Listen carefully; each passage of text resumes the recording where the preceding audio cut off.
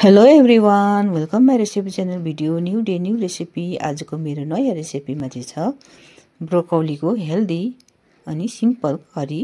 त्यसको लागि चाहिँ मैले फ्रेस ब्रोकौलीलाई लिएको छु। ब्रोकौलीलाई चाहिँ मैले यसरी पहिल्यै नकाटिकन चाहिँ पानीमा धोएर चाहिँ सफा गरेर चाहिँ अब चाहिँ म मसिनो गरेर पातला पातला गरेर चाहिँ काट्दैछु।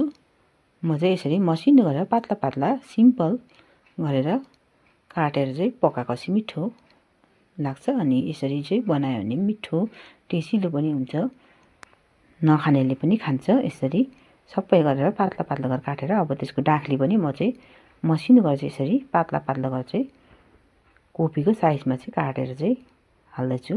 अनि भित्रको डाँख्लीलाई पनि यसरी त्यसको बाहिरको बोक्रा छिलेर चाहिँ यसरी पातला पातला गरेर चाहिँ काट्दैछु। सबै यसरी काटेपछि अब एउटा प्लेटमा चाहिँ अलग्गै राखेर अब त्यसमा लगाउने चाहिँ मैले लसुन, प्याज र टमाटर लिएको छु। लसुनले चाहिँ मिठो फ्लेभर दिन्छ। त्यसलाई पनि टमाटर प्याजलाई पनि पातला पातला गरेर चाहिँ काट्दैछु।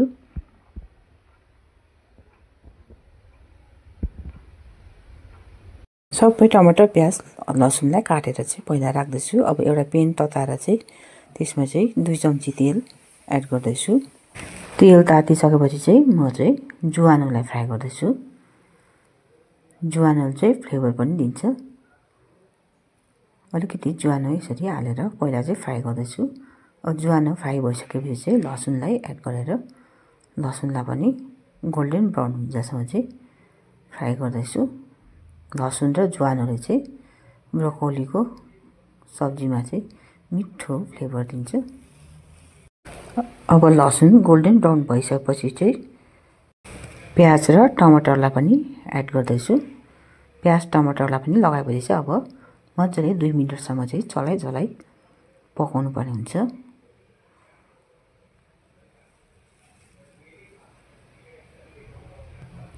अब 2 मिनट लसुन प्याज टमाटर पकाएपछि चाहिँ हल्दी र पाउडर, धुलो खुर्सानी एड गर्दैछु। अब त्यो लगाएपछि सबै मिक्स गरेर एकपल्ट फेरि चलाउनु पर्ने हुन्छ। मजाले यसरी मिक्स गरेर पकाएपछि चाहिँ अब चाहिँ काटेको ब्रोकौलीलाई हाल्दैछु माथिबाट। ब्रोकौली चाहिँ मैले मसिनो गरेर पातला पातला स्लाइसमा चाहिँ काटेको छु। सिम्पल पाराले बनाएको ब्रोकौलीको सब्जी। अब लगाइसकेपछि चाहिँ माथिबाट नुन एड गर्दैछु। नुन लगाइसकेपछि अब त्यसलाई मजाले एकपल्ट फेरि मिक्स गर्नुपर्ने हुन्छ। तपाईहरु मेरो च्यानलमा नयाँ हुनुहुन्छ भने चाहिँ सब्स्क्राइब पनि गरिदिँदै गर्नुहोस् होला। अनि बेल आइकनलाई दबाउनु चाहिँ नभुल्नुहोस् होला। नयाँ नयाँ छुट्टै पाराले बनाएको रेसिपीहरुको नोटिफिकेसन पाउनको लागि चाहिँ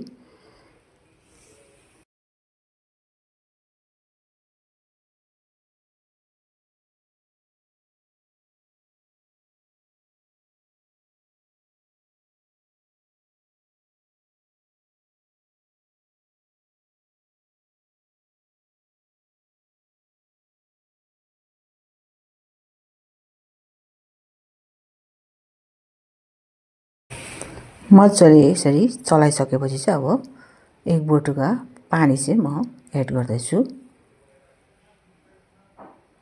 पाक्नको लागि चाहिँ अब पानी लगाएपछि चाहिँ ढकनी लाएर मजाले 5 मिनेटसम्म चाहिँ लो मिडियम हिटमा चाहिँ पकाउँदैछु। सब्जीमा भएको पानी चाहिँ सुकिन्जासम्म चाहिँ पकाउनु पर्ने हुन्छ।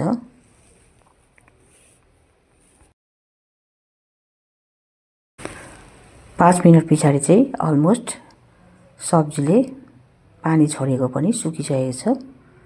अब एकपल्ट फेरि चलाएर चाहिँ त्यसलाई चाहिँ फेरि ढकन लाएर चाहिँ पकाउँदैछु 2 मिनेटको लागि चाहिँ।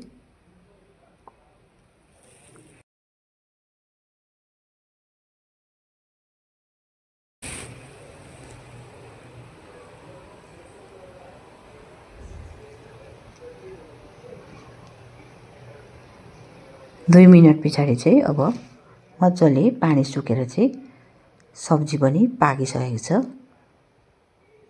अब फेरि एकपल्ट मजाले चलाएर चाहिँ अब चाहिँ म त्यसमा चाहिँ रेडीमेड मसला चाहिँ एड गर्दैछु। रेडीमेड मसलाले चाहिँ अझै स्वादिलो बनाउँछ। अब तपाईहरुले मसला एड गर्नुहुन्न भने चाहिँ स्किप गर्दा पनि हुन्छ। म चाहिँ रेडीमेड मसला एड गर्दैछु। मसला लगाएको चाहिँ मलाई चाहिँ मिठो लाग्छ। अब यो मसला लगाएपछि चाहिँ एकपल्ट फेरि मज्जाले चलाएर चाहिँ सर्भ गर्नको लागि चाहिँ रेडी हुन्छ।